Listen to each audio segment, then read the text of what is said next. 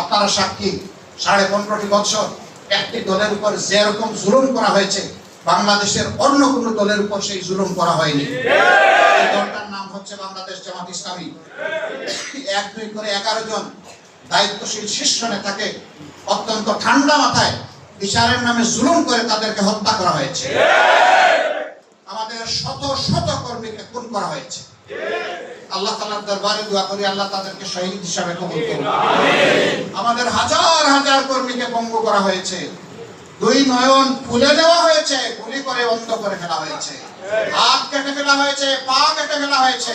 এই যন্ত্রণা আমরা বুকে নিয়ে চলছিলাম, কিন্তু আমরা পরিষ্কার ঘোষণা করেছি আমরা কারো উপর প্রতিশোধ নেব না। এই দেশে যদি পট পরিবর্তনের পর কোন দলের প্রতিশোধ নেওয়ার অধিকার বর্তায়